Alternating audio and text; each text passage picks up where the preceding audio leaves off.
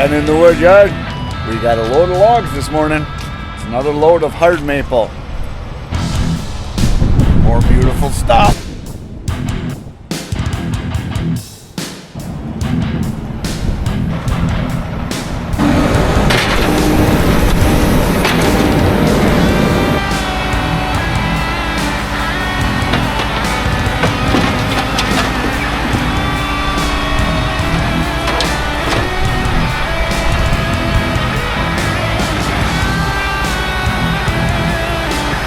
You can even go out a little bit if you want.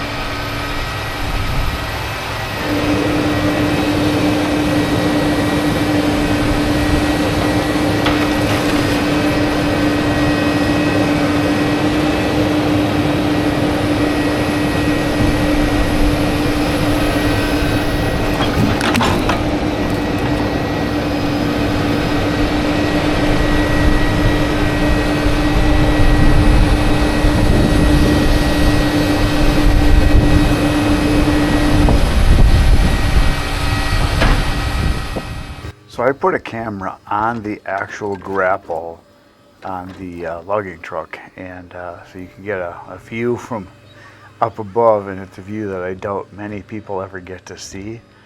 It is sped up here. It's 2 times as fast as it would be normally. And I did that because it took them 22 minutes to unload.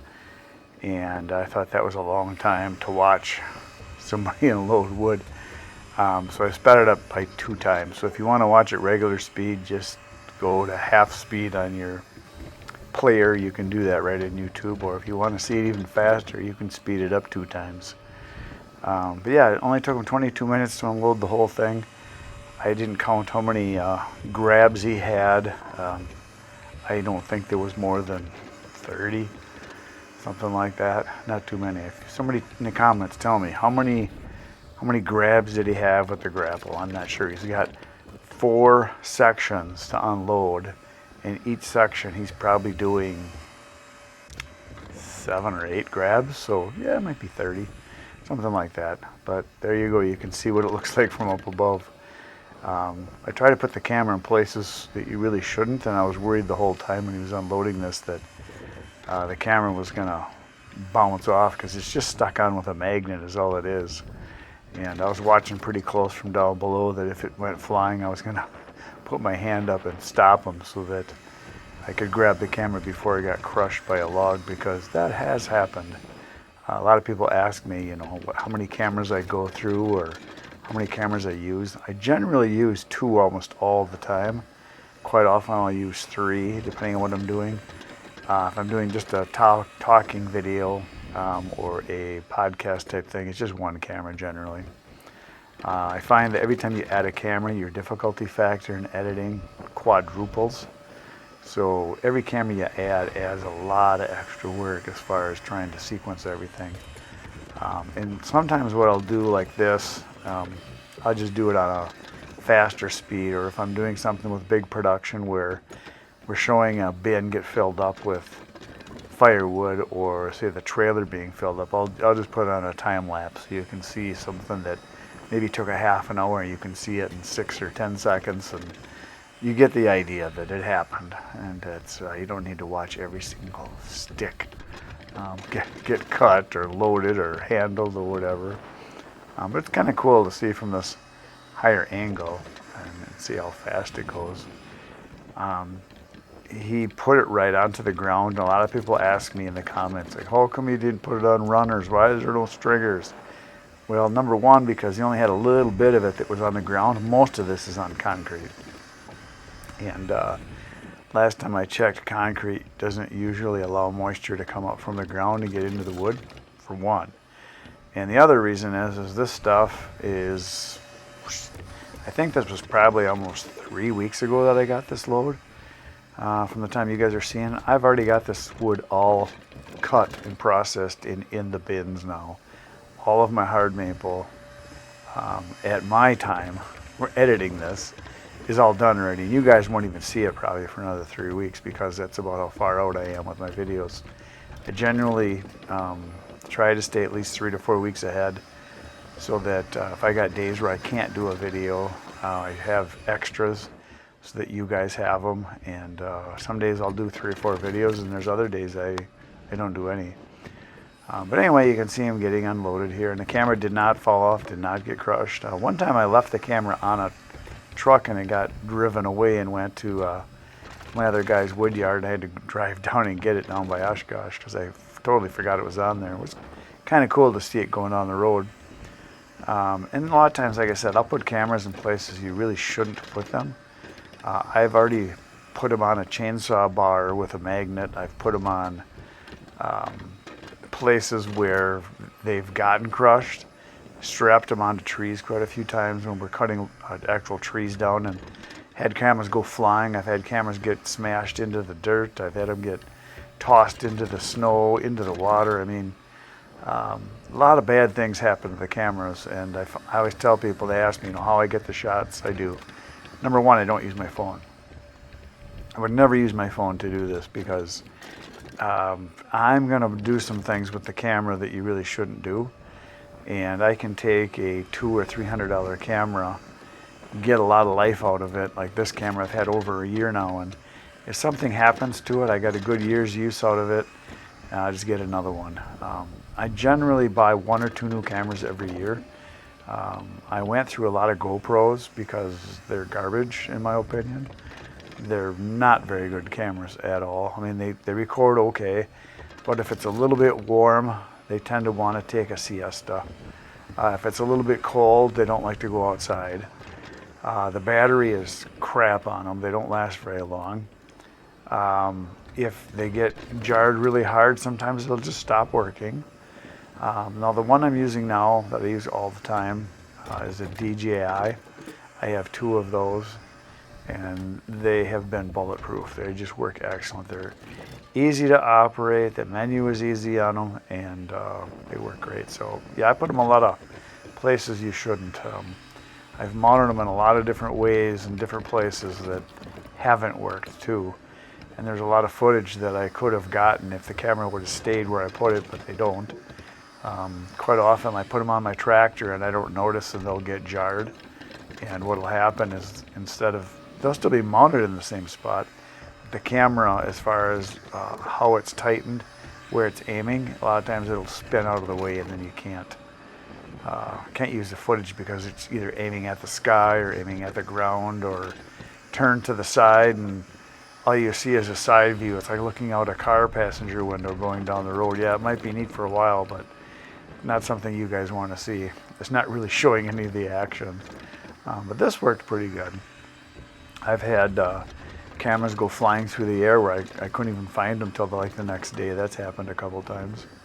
I leave them a lot of times too. I'll leave them stuck on something like with a magnet or taped onto something somewhere, and I totally forget about it, and I get home to take out my memory cards and download them onto my hard drive that I have, and I think, where did I leave that camera, because I only have one.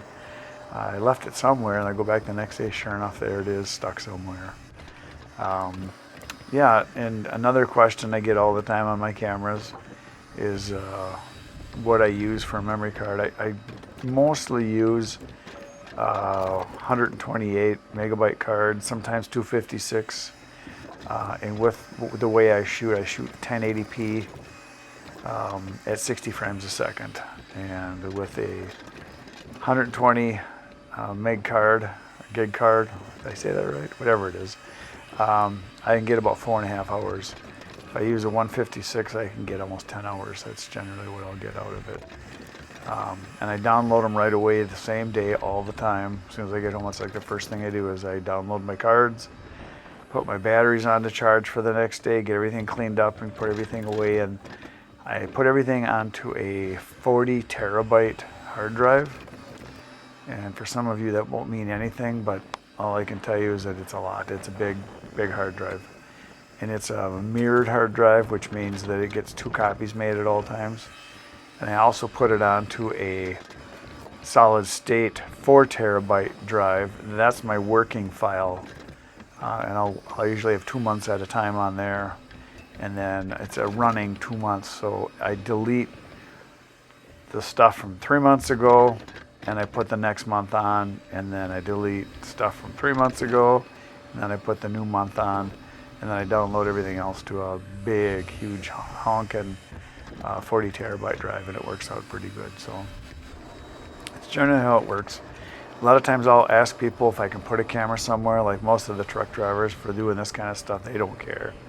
And I just tell them, don't worry about the camera. If it goes flying, it goes flying, because they're always like, oh, I don't know. Because they know what happens. So a lot of times they use the actual grapple like this. They close it up like a knuckle, like you make a fist, and they'll pound on the wood on the sides to straighten everything out. And oh, there you got a hose in the way. Look at that. That happens sometimes. That's usually how they get knocked off. They'll get wrapped around a hose, or a stick will hit them. A couple times I've done jobs like this with loggers, and they've had the grapple go through the tree branches, and a branch will hit it and knock it off. I've had that happen a couple times. He's just doing some re-grabbing there and trying to line stuff up decently. If you get a guy that unloads decently and pretty straight, it's a lot easier for you when you go to grab stuff. on the ground. Like if you're loading wood onto a live deck, you want to be able to grab 2, 3 at a time, sometimes 4 or 5 if they're really straight and they're lined up nicely.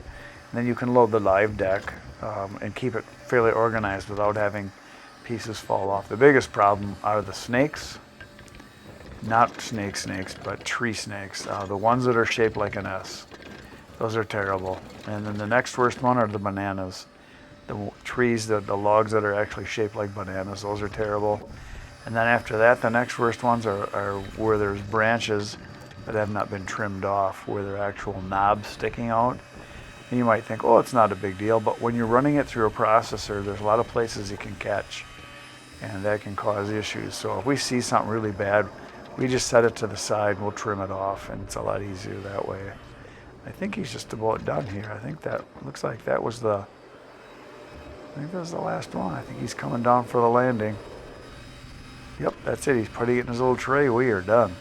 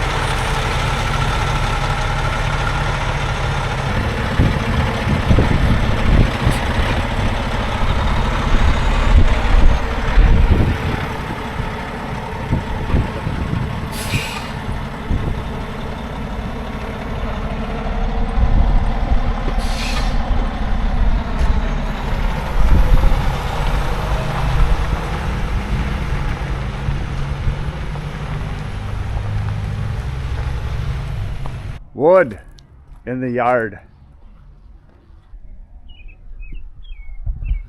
Look at that beautiful pile of wood. It's all mine. So he just left, and I watched it as he was unloading it. I saw 10 sticks of cherry. You can see there's one right here and one right there, and there's a piece of oak right there. I saw 2 pieces of oak.